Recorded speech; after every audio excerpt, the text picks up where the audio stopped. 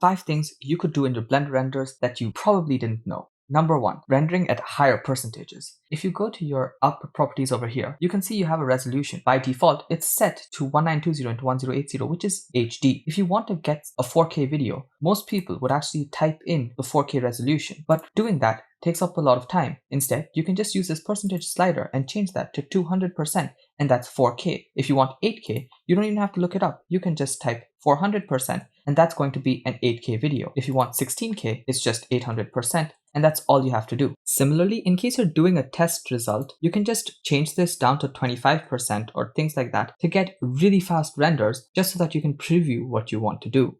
Tip number 2, time stretching. Similar to the last one, in case you already made your entire animation at 30 frames per second, but you actually realized that it's rendering really fast and you can create it at 60 frames per second, you don't have to change all of your keyframes and everything. All you have to do is go to this frame rate over here, change that to 60 frames per second, and then go to time stretching and type in new as 200. Along with that, your end frame is going to have to be double the length, so just take this and press *2 and you get all the settings necessary to render it out at 60 frames per second. If you want a detailed tutorial on how to use time stretching, you can check out this video in the top right corner over here. Tip number 3, output naming. Generally, the output of any Blender video goes right into this temporary output directory. Now, most people are going to actually type in the file path or use this button to actually search for where they want to store it. But there's a much simpler method. If you just type /, the file is going to be stored to whichever folder your Blender file is in. And you can use Unix commands like .. to go to the previous folder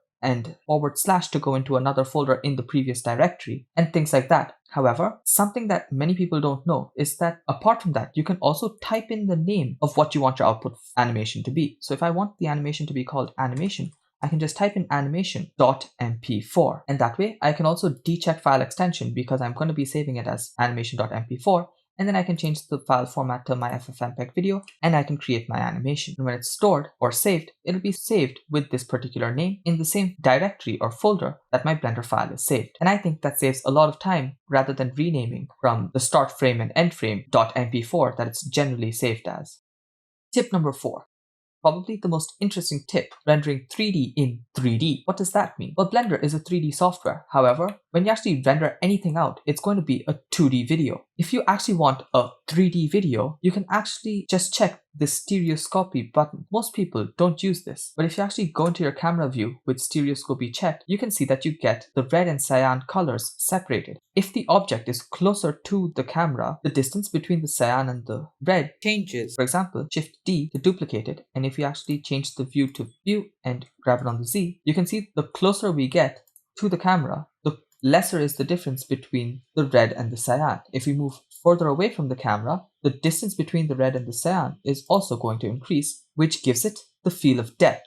And using red, blue, or red cyan glasses, which are called anaglyph glasses that are fairly inexpensive, you can actually render out this video and watch your animation in 3D and give jump scares by moving things near the camera really fast and giving jump scares. And in case you don't want it to be cyan and red because you have a 3D TV at home that uses newer technologies and you have 3D glasses, you can actually go down to the output and under the views, you can change it to stereo 3D and change the stereo mode from anaglyph to side by side or top and bottom or interlaced. And when you actually play that side by side video on a TV that can recognize 3D, it's going to automatically convert it to 3D and you can watch it with your glasses at home. And that's something I find really cool. Tip number 5.